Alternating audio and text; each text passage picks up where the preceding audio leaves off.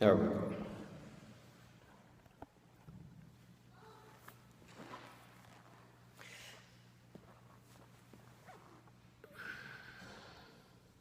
Got to get it just right.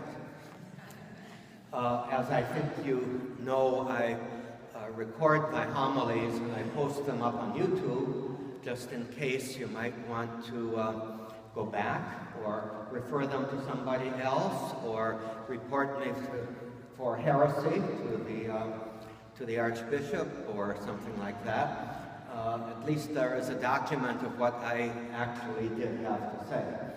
But you can find them on my YouTube channel if anybody is interested, ask me about it after the Mass.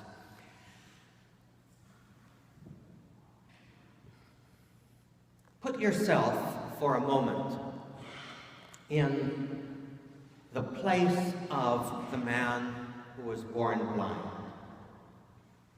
Remember this, he had never been able to see.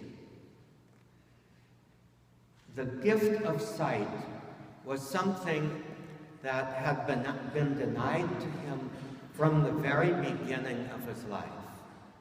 He had no idea, actually, what it meant to see. In the society of his day, he would grow up being completely dependent on the care and generosity of others in order to sustain his life.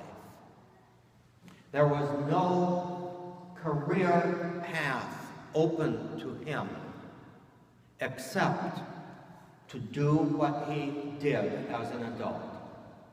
Sit by the side of the road, possibly in a marketplace or a city gate, or perhaps near the entrance of the temple, where a lot of people would pass, and depend on them to put coins in his bowl so that he might have his next meal, so that he might have a place to live, to call his own.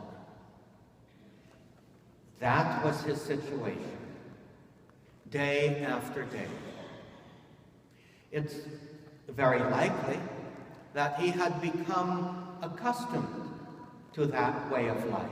There was nothing else open to him. That is the way of life that he would have from birth until his death. And then one day, he overhears a conversation that was taking place just a few feet from him. And the people who were having that conversation were talking about him and were totally oblivious and unconcerned that he, who was the object of their conversation, was listening. They didn't care. As far as they were concerned, he was the object of a case study. And the case study was this: the man was born blind. And their concern was, whose fault was it? Did his parents commit some sin that God should punish them by giving them a son who was blind? Or did he commit some sin that God would punish him and make him blind from birth? And that was the object of their discussion. And Jesus, who was part of that discussion, says, wait a minute, you've got it all wrong. Because this blindness is not the result of sin. This blindness is so that the glory of God might be made manifest. Only then does Jesus turn to the blind man as a person, not as an object of discussion, a case study, but as a human being. And he does not ask him, "Do you want to see?" He simply spits on the ground, makes a little mud pie out of his saliva, and puts it on his eyes. Now, once again, if you were the blind man, nobody is yet talking to you, but Jesus is doing something to you. Something that is probably not very pleasant. Just think about it. I won't describe it to you again, but think about what Jesus did to him with no explanation. And then he tells him, "Go and wash in the pool of Siloam." Now, in the geography of Jerusalem, wherever that blind man might have been, if it was close to the temple, it was a pretty good walk to that pool of Siloam, which was one of the reservoirs for the city. And he had to get help. He had to summon somebody to help him. It's evident from the story that Jesus wasn't the one who helped him to go to the pool. He had to find somebody. He had to go and wash that mud off of his eyes. And then, and only then, was he able to see. Now, think for a moment what would be going through the blind man's mind there. Because he had been treated as an object. And then, without a word, this stranger puts yucky mud on his eyes and tells him to take a hike and wash it off. Talk about blind obedience. He did it. And he was obedient to something that he could not understand. And it's in that act of obedience to something that he could not understand that the miracle of healing, restoring his sight, took place. Now, there's a beginning of a lesson here for us. If we want to find the work of God, the work that leads to our healing, our benefit, and the work of God that ultimately leads to the fulfillment of God's glory, we probably should pay attention to the things that we did not ask for in our lives, and pay attention to the implications of the things that we find difficult and unwelcome in our lives. And try to discover, where is God in that? What is God trying to do? What is God trying not just to tell me, but to bring about in my life if I respond to obedience to something that I'm just not quite so sure about? So then what happens? It was wonderful. The man had his sight. For the first time in his life, he experienced what most of us take for granted, being able to see. Then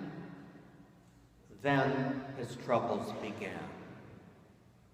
First from his neighbors, and then from the Pharisees, the religious leaders of his day. And he got involved in argument after argument, struggle after struggle. But it's through those arguments and struggles that he began to come to faith. He began to realize the significance of what this Jesus, whom he had not yet seen. Read the story carefully. Jesus sort of disappears from the scene. He steps aside and leaves this man to kind of figure out, through this struggle, what really was happening. That he had received this gift of sight, and this gift of sight then had certain obligations, and that was to stand up for truth, stand up for the truth of what had happened to him, that the power of God was being shown in his life. And it's only after he successfully stands up for the power of God in his life that Jesus comes back to him and puts the finishing touches on his faith. This whole thing was a process of coming to faith. Jesus puts the finishing touches on that faith by asking him, "Do you believe in the Son of Man? Who is he?"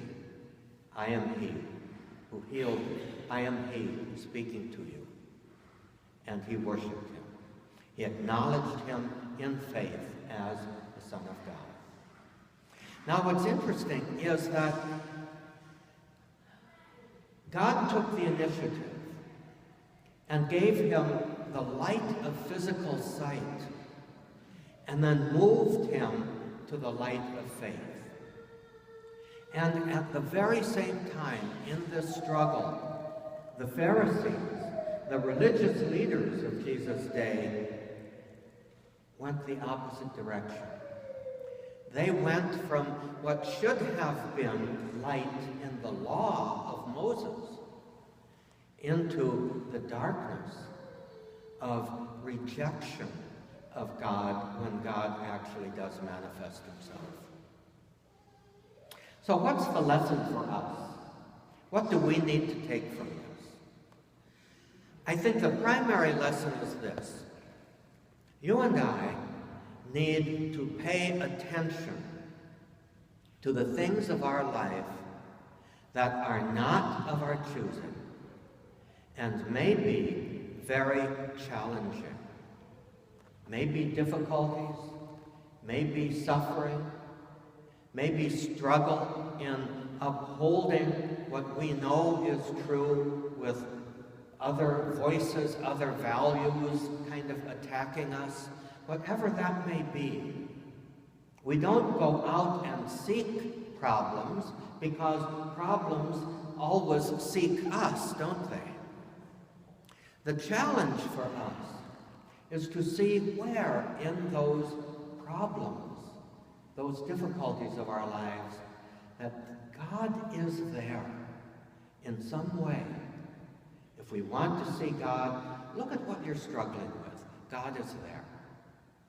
And God is not just there to, quote, help you. God is there to bring you to himself. Through our facing of these challenges, God will bring you and me to himself and reveal himself in ways that we had no possibility of seeing or imagining. Only if we respond in obedience, in love, in wisdom, in compassion, will God then show himself to us precisely in our struggles. So my final point is that's one of the purposes of Lent. Because Lent is the time when you and I actually remove the things from our lives that could blind us to where God really is working. One of my favorite stories in Lent is when people come and say, you know, Lent isn't going at all the way I thought it would go. I had intended to do all of these wonderful things and got frustrated in every single way. And I will usually say, yeah, that happens to me too. And what I've learned is that is your Lent. When things don't go the way you had planned them, that is your real Lent. Discover how God is working.